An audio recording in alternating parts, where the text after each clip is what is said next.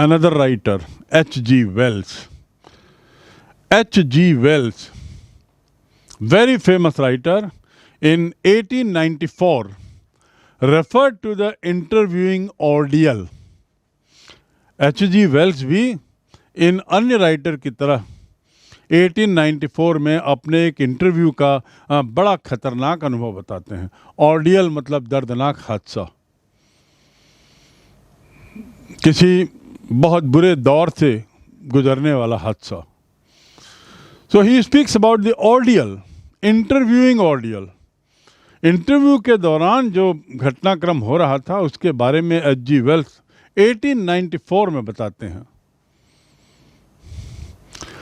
But was a fairly frequent interviewee. लेकिन यद्यपि वो कहते हैं कि ये बड़ा खतरनाक ऑर्डियल था, इंटरव्यूइंग ऑर्डियल, वे स्वयं कहते हैं ही was A Fairlie frequent interviewee. वो स्वयं बहुत बार इंटरव्यू देते थे. And 40 years later found himself interviewing. और 40 साल बाद वे अपने स्वयं को किसी बहुत बड़े व्यक्ति का इंटरव्यू लेते हुए पाते हैं. अर्थात किसी व्यक्ति का इंटरव्यू लेते हैं, वही व्यक्ति जो किसी समय इंटरव्यू के बारे में क्या कहता है कि इंटरव्यूइंग ऑर्डियल मतलब दर्दनाक खतरनाक हादसा, दौर, ऑर्डियल मतलब दौर, बुरा दौर. उस इंटरव्यू के बारे में एक तरफ ये ओपिनियन, वहीं दूसरी ओर उन्होंने स्वयं में कई इंटरव्यू दिए हैं. और तो और he has taken interview of one of the greatest personalities, one of the best known personality in the world history. And who was that great personality? Joseph Stalin, the founder of modern Russia. यद्यपि Lenin को श्रेय जाता है आधुनिक Russia की स्थापना का, लेकिन रशिया को आधुनिक दिशा में ले जाने का श्रेय जोसेफ स्टालिन को जाता है, जो लेनिन के बाद रूस के सोवियत संघ के मुखिया बनते हैं और द्वितीय विश्व के काल में बहुत अहम भूमिका इन्होंने निभाई थी जर्मनी आदि को पराजित करने में. जोसेफ स्टालिन का इंटरव्यू लिया रुडयार्ड किपलिंग ने. इमेजिन, वह व्यक्ति जो स्वयं इंटरव्यू को कहते हैं horror of an ordeal, an interview ordeal. Another writer, Saul Bellow. Saul Bellow, he was a playwright. और प्ले राइट का मतलब क्या होता है? जो प्ले लिखे. और राइट की स्पेलिंग देखिए, WRIGHT. RIGHT नहीं है, WRIGHT. प्ले राइट मतलब नाटककार. At the bottom of your book, this is given a description about Saul Bellow, a playwright as well as a novelist, एक उपन्यासकार और एक नाटककार. Bellow's works were influenced widely by World War II. Saul Bellow ने जो लिखा है उस पर द्वितीय विश्व युद्ध का काफ़ी प्रभाव दिखाई देता है. इन्फ्लुएंस मतलब प्रभाव. द्वितीय विश्व युद्ध के दर्दनाक हादसों का, द्वितीय विश्व युद्ध में हुए जो अत्याचार का, हिंसा का, नरसंहार का, पराजय का, युद्ध का, इस सब का उनकी लेखनी में, चाहे वो उपन्यास हो या नाटक हो, उसमें दिखाई देता है. Among his most famous characters are Augil, March and Moses. Saul Bellow finished short stories translated by Yiddish. He won the Nobel Prize for Literature in 1976. V.S. Naipaul won it in 2001 for same field, in the same field, literature. साहित्य के लिए पुरस्कार V.S. नैपॉल को मिला था. उसी प्रकार साहित्य के लिए पुरस्कार 1976 में सॉल बेलो को मिल गया. उनकी राइटिंग्स जो हैं उसमें वर्ल्ड वॉर के बारे में ज़्यादा वर्ल्ड वॉर का प्रभाव दिखाई देता है. ये सॉल बेलो जो हैं, who has given interview for many times, consented मतलब एग्री होना, who has consented to be interviewed many times, nevertheless described interview as being like thumbprints on the windpipe. उसने बहुत से इंटरव्यू दिए, नेवरदलेस मतलब फिर भी, उसके बावजूद भी उसका कहना है कि इंटरव्यूज जो होते हैं वो मानो thumb print on his wind pipe, सांस लेने की नली जो होती है वहाँ पर मानो किसी ने उंगली डाल दी हो, ऐसा लगता है। अर्थात कैसा लगता है? चोक होता हुआ, सांस लेने में तकलीफ होती हुई। तो इंटरव्यू बड़ा खतरनाक लगता है। कुल मिला के निष्कर्ष ये, V.S. Naipaul criticized interview in his own way. Thereafter, other writers also, whether it is Louis Carroll, criticized interview in his own way. Thereafter, V.S. Naipaul, the other writer also criticized in his own way, the one who wrote Jungle Book. Similarly, now here we come to another writer, Saul Bellow. He also condemned interview. And he said कि मैंने interview तो दिए हैं बहुत बार, but जब interview देता हूं तो ऐसा लगता है कि मानो किसी ने मेरे गले के पाइप में, विंड पाइप में जहां से सांस लेते हैं, उंगली डाल दी हो। सफोकेशन लगता है। Yet despite drawbacks of the interview, it is a supremely serviceable medium of communication. ये नई दूसरी बात अब शुरू होती है। ड्रॉबैक्स माने कमजोरियां, ड्रॉबैक्स यानी खामियां, ड्रॉबैक्स यानी कमजोरियां, खामियां। यट डिस्पाइट मतलब के बावजूद, खामियों के बावजूद, डिस्पाइट ड्रॉबैक्स, डिस्पाइट मतलब इन स्पाइट ऑफ, के बावजूद, कमियों के बावजूद भी इंटरव्यू जो है, it is a supremely serviceable medium of communication, संवाद का एक बहुत शानदार तरीका है। इंटरव्यू की खामियां हमने सुनी, लेखकों ने, बड़े बड़े प्रसिद्ध लोगों ने, सेलिब्रिटीज ने क्या क्या कहा है, चाहे वो नेपॉल हो, चाहे लुई कैरोल हो, चाहे रुडयार्ड किपलिंग हो या सॉल बेलो हो, इन सब ने इसकी आलोचना की है। लेकिन yet despite it's drawbacks, drawbacks means खामियां, डिस्पाइट मीन्स के बावजूद, it is a supremely serviceable medium of communication. Communication मतलब संवाद। These days more than at any other time, our most vivid impression of our corporate comes through interviews. इससे पहले मैं थोड़ा और आगे बढ़ूं और इसके पॉजिटिव साइड की बात करूं, let me tell you a little more about some of these writers, some of these names which have come in this article so far. आगे बढ़ने के पहले थोड़ा संक्षिप्त में उन 2-3 लेखकों के बारे में और बता दूं जो जिनका नाम यहाँ आया है। For example, Rudyard Kipling. Rudyard Kipling अपने को सिपाहियों का कवि मानता था। He was known as the poet of the common soldier, सामान्य सिपाहियों का कवि मानता था। किपलिंग की सबसे फेमस बुक का मैंने नाम लिया जंगल बुक। आप इसका नाम सुने होंगे।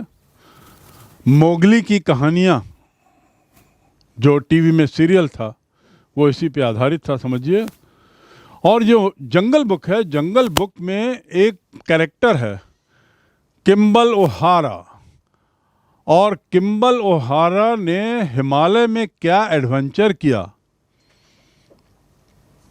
क्या उसने रोमांचक यात्राएं की वहाँ पर, वो उसका जो वर्णन उसमें दिया हुआ है किम्बल ओहारा नाम के कैरेक्टर का जंगल बुक में। उसने पूरी दुनिया में, इस किताब ने, इस जंगल बुक ने बच्चों के बीच में एक अपना खास स्थान बनाया है।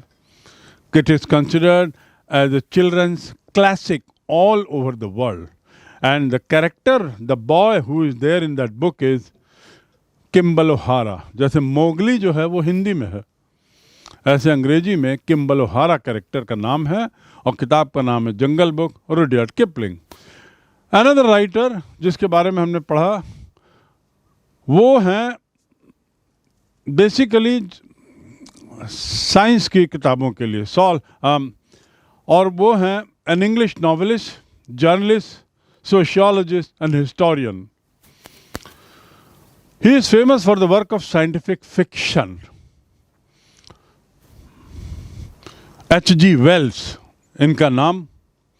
H.G. Wells की जो सबसे प्रसिद्ध किताब है उसका नाम है the time machine, the invisible man and the war of world's.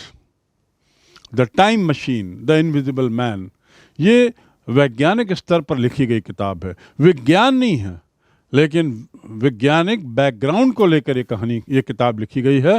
And so H.G. Wells becomes extremely famous all over the world for being historian, for being novelist, a journalist and what not.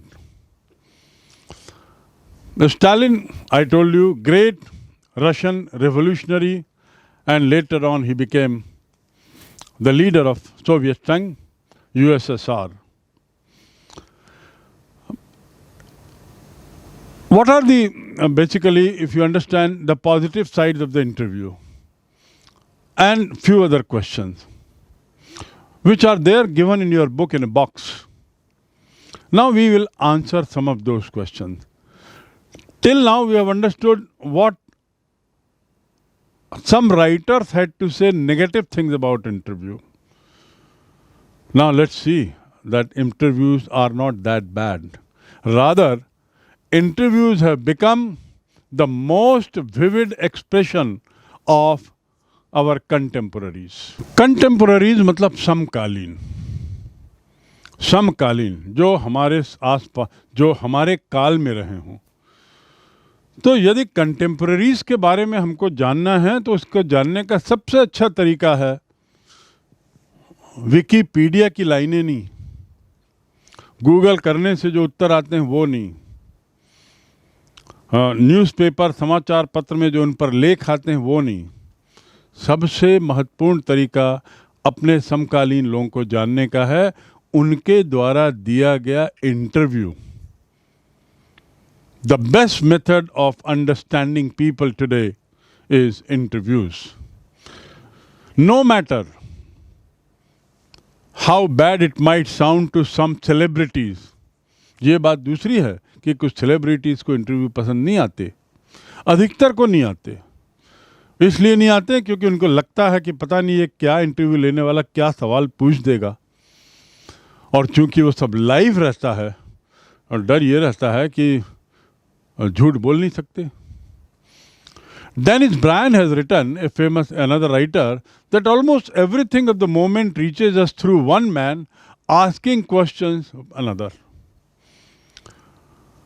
Dennis Brian का कहना है कि एक व्यक्ति द्वारा दूसरे व्यक्ति से सवाल पूछने पर प्रैक्टिकली हर चीज हमें उस आदमी के बारे में मालूम हो जाती है। Almost everything of the moment reaches us through one man asking questions of another.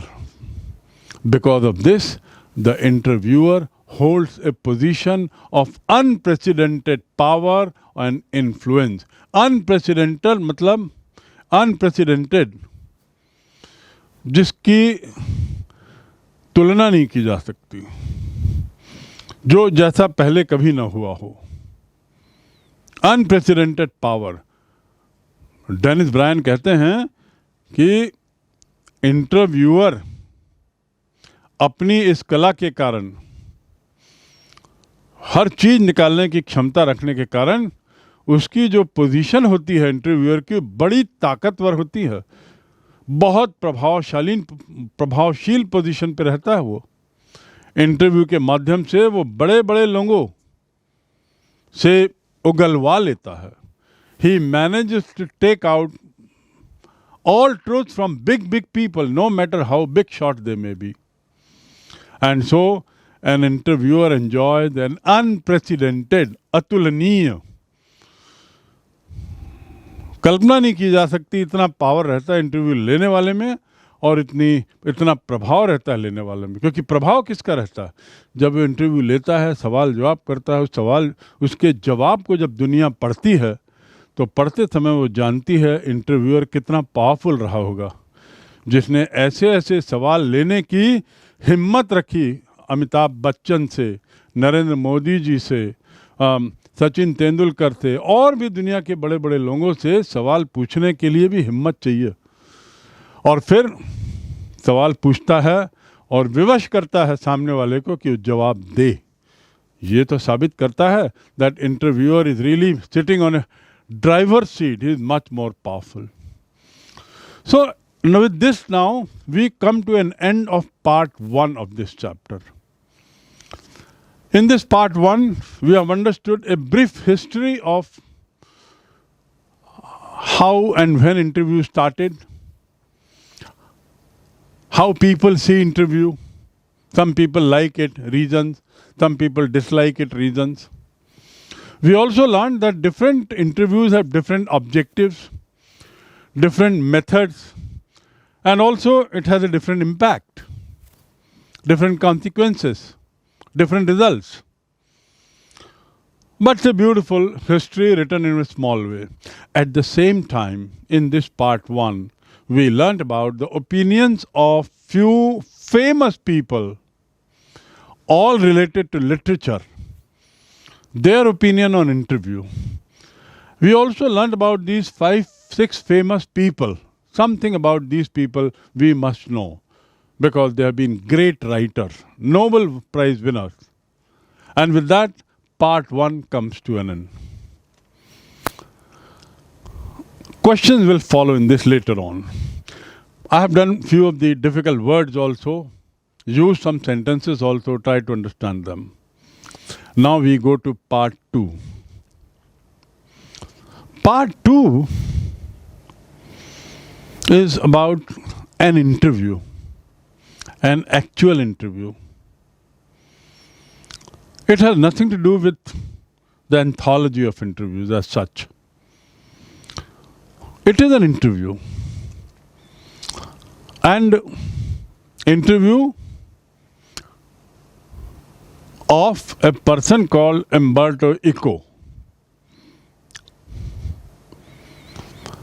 And it is there in your box shape in your book. The reason being that it is an interview. I am a professor who writes novels on Sundays, says Umberto Eco. Umberto Eco is giving the interview. Right in the beginning, a line by him is mentioned. And what is that line? I am a professor who writes novels on Sundays.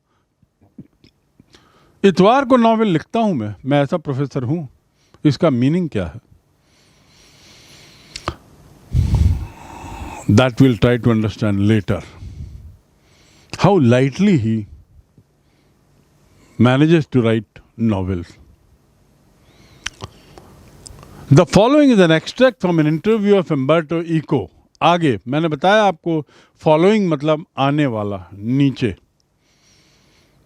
The following article मतलब अब जो मेरे बाद जो article आ रहा है. The following speaker मतलब मेरे बाद आने वाला स्पीकर. द फॉलोइंग ट्रेन मतलब मेरे बाद आने वाली ट्रेन. तो बाद वाला फॉलोइंग. टू फॉलो मतलब पीछे पीछे आना. So the following is an extract. Extract means what? Excerpt. शुरू में आपने पढ़ा एक्सर्प्ट, किसी लेख का एक टुकड़ा, एक हिस्सा जो निकाला गया हो, जो अलग किया गया हो. So extract and excerpt have the same meaning. The following is an extract from an interview of Umberto Eco. The interviewer is an Indian, Mr. Mukund Padmanabhan. Remember, the interviewer is Mr. Mukund Padmanabhan and the interviewee is Umberto Eco. This gentleman Indian who is taking interview, Mr. Padmanabhan, was working with a newspaper named The Hindu. one of the best known daily newspaper of India, published from South, The Hindu, one of the oldest and one of the most respectable, one of the most respected newspaper that India has even today is The Hindu. So Mukund Padmanabhan, the interviewer, is working with The Hindu, while Umberto Eco, जिनका interview लिया जाएगा, he is a professor at University of Bologna. See the spelling and the pronunciation. उच्चारण है Bologna, G silent है, and Bologna is in Italy. He has already acquired a formidable reputation as a scholar for his ideas. Formidable मतलब बहुत मजबूत, बहुत विशाल स्तर पर, बहुत ज़्यादा. फॉर्मिडेबल रेपुटेशन, टू एक्वायर मतलब प्राप्त होना, पाना. Mister Eco has already acquired, उन्होंने ऑलरेडी बहुत प्रसिद्धि पाली है. फॉर्मिडेबल रेपुटेशन, रेपुटेशन मतलब प्रसिद्धि पाली है एज ए स्कॉलर. स्कॉलर माने विद्वान. किस चीज के scholar? For his ideas on semiotics. Semiotics is a new subject. It means the study of science. Science मतलब SIGN, चिन्ह, चिन्हों का अध्ययन. This is a new subject for you all. In India, probably we may not have this particular subject at all. It is not science, SIENC. Science नहीं है, ये science है. चिन्ह, sign language, चिन्हों से बात करना. तो चिन्हों का भी अपना विज्ञान होता है जिसका अध्ययन इन्होंने किया है. Idea on, and the name of the subject is called semiotics, study of sine. He is also famous for literary interpretation, साहित्यिक व्याख्या. साहित्य संबंधी व्याख्या के लिए भी बहुत प्रसिद्ध हैं. टू इंटरप्रेट मतलब व्याख्या करना, समझना. साहित्य की जो पंक्तियां लिखी गई हैं उसके गहराई पे जाकर उनके असली मीनिंग पर जाने की कोशिश करना, ये काम मिस्टर अम्बर्टो करते थे और उसके लिए बहुत प्रसिद्धि भी पाई. कि कोई सी पंक्ति क्यों लिखी गई है, इसके पीछे क्या तथ्य है. Literary interpretation. And also he is famous for medieval aesthetic before he turn into something else. और वो इसलिए भी प्रसिद्ध हैं कि वो मध्यकालीन एस्थेटिक्स, सुंदरता, मध्यकाल के सुंदरता की जो कला है उसका इन्होंने गहन अध्ययन किया है. एस्थेटिक्स मतलब सुंदरता. मेडिवल मीन्स मध्यकाल. मॉडर्न मतलब आधुनिक काल. एंशियंट मतलब प्राचीन काल. मेडिवल हिस्ट्री मतलब मध्यकाल का भारत. तो he is already famous, formidable reputation, बहुत ज़्यादा प्रसिद्धि पा चुके हैं पहले से ही. इंटरव्यू के देने के समय तक वे वैसे ही बहुत प्रसिद्ध हो गए थे इन 3 कारणों से. For the study of science, semiotics, for literary interpretation and for medieval aesthetics. और उसके बाद और उनकी प्रसिद्धि बढ़ी when he turned to writing fiction. fiction माने उपन्यास, नॉवेल्स. इसके बाद उनकी प्रसिद्धि और बढ़ गई जब वो नॉवेल लिखने लगे. अर्थात नॉवेल लिखने का काम उन्होंने बाद में किया, उससे पहले ही वो प्रसिद्ध हो चुके थे. और नॉवेल के बारे में उन्होंने क्या कहा है? I am a professor who write novel on Sundays. मैं जब फुर्सत रहती है तब मैं नॉवेल लिखता हूँ, बाकी समय अपना काम करता हूँ. Sunday is holiday. छुट्टियों के दिन मैं अपना उपन्यास लिख देता हूँ. मतलब बड़ा हल्का काम वो मानते हैं नॉवेल लिखना. आप समझ सकते हैं, this man must be great personality, master in different field. चिन्हों का विज्ञान, उस पर मास्टर हैं. उसके अलावा लिटरेरी इंटरप्रिटेशन के मास्टर हैं। उसके बाद फिर मेडिवल एस्थेटिक्स पर उनका गहन पकड़ है और बहुत प्रसिद्ध हो चुके थे, फॉर्मिडेबल रेपुटेशन। और उसके बाद वो नॉवेल लिखना शुरू करते हैं और फिर उससे उनकी प्रसिद्धि में 4 चांद लग जाता है। ही turn into writing fiction, literary fiction, academic text, essays, children's books, newspaper article, so many things he writes. मतलब लिखने में भी वो केवल उपन्यास नहीं लिख रहे थे, बच्चों के लिए भी लिख रहे थे, समाचार पत्रों के लिए भी लिख रहे थे, निबंध लिख रहे थे, न्यूज़पेपर आर्टिकल लिख रहे थे। ये सब के लिए अलग अलग तरीके से लिखना होता है।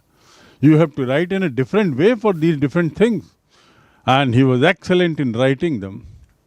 So what I mean is, he became already very famous before he started writing.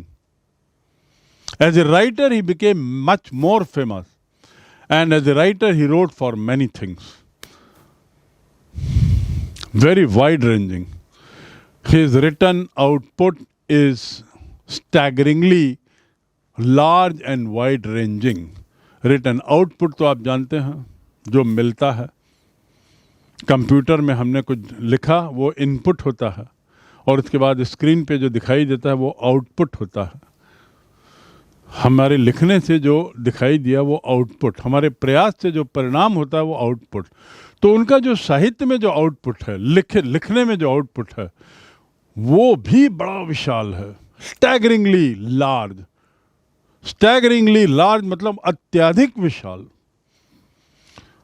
अत्यधिक विशाल है और वाइड रेंजिंग है।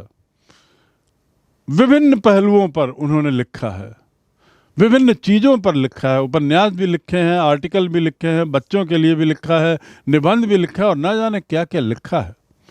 लोग 2 नॉवेल लिखकर रुक जाते हैं, एक नॉवेल लिखना दूभर होता है। यहाँ here is Umberto, mister Umberto writing and not writing for one thing, not writing in one style. He is equally good at writing in different styles, wide-ranging and staggeringly large. In 1980, he acquired the equivalent of intellectual superstardom. 1980 में बौद्धिक, intellectual मतलब बौद्धिक, stardom मतलब super stardom, बहुत ज़्यादा महानता, बहुत ही ज़्यादा महानता को कहते हैं सुपर स्टारडम. स्टारडम स्वयं में बहुत बड़ा है. यदि हम बॉलीवुड की बात करें तो Shahrukh Khan, Amitabh Bachchan, Aamir Khan, they have reached the stardom. Amitabh Bachchan probably has reached the level of super stardom. इन लोगों से और ऊपर है. So Umberto became famous, so much famous for writing that he acquired superstardom. पहले ही इतने फेमस थे, अब लिखने में तो सुपर स्टारडम आ गया. In 1980 when he wrote a book called The Name of the Roses. The Name of the Roses, ये पुस्तक का नाम है. जब वो किताब इन्होंने लिखी और पब्लिश हुई तो बाज़ार में उसकी 10 मिलियन कॉपीज़ बिकी. 10 million, can you understand such a big number. और वो भी उस व्यक्ति का जो विभिन्न फील्ड में लिखता था. So this is famous about you know Umberto. We are going to talk about this man through an interview. He will be interviewed by somebody and let us see what he replies to those questions asked by Mr. Mukund. Imagine a person like Mr. Umberto, one of the greatest personalities. उनका interview लेने वाले के बारे में भी सोचिए. When you are going to take interview of someone very big, you also have to prepare yourself properly. You have to prepare your questions properly. एक बहुत बड़ा काम हो जाता है.